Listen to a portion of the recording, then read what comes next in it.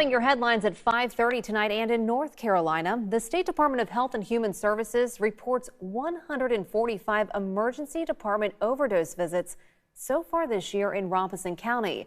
That's compared to 293 calls from January to May of last year. The Robeson County Sheriff's Office, however, says the county is seeing fewer drug overdoses, all since it implemented a substance abuse program called LEAD at the end of 2021. News 13's Claire Purnell is live in our newsroom right now to tell us about the impact this new program has had on county crime. Claire. Megan, the LEAD, or Law Enforcement Assisted Diversion Program, was grant funded, and that grant expired on the last day of June.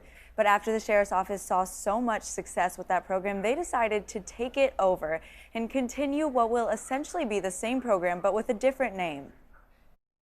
The program is called SAFE, which is an acronym for Substance Abuse Freedom and Education. You got to see all these people that you thought that was just too far gone. You know, they were going to either die in prison or die on the street.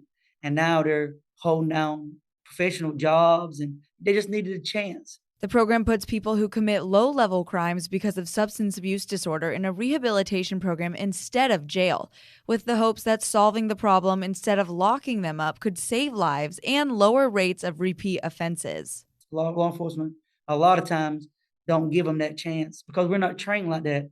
We're trained to lock you up and let the judicial system handle it. Sergeant Hollis McNeil with Robeson County's Sheriff's Office says since this program was implemented, Robeson County's overdose and crime rates have lowered tremendously. You got somebody that's overdosing 2 and 3 times a week, and now they're not overdosing 2 or 3 times a week. And we put 200 plus, we're close to 300 people we put in a program. You don't have to be a mathematician to know that, okay, they're not overdosing now, they're getting treatment. So that's where the overdoses are so lessened. SAFE will be funded through donations to the Sheriff's Office, which, unlike the short-term grant that funded LEAD, will not have an expiration date.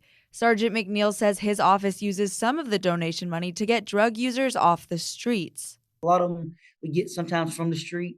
Sometimes we get them from staying under bridges and things like that, and they don't have clothing. So we try to get them in clothing. We try to feed them before we take them. Just small things like that helps.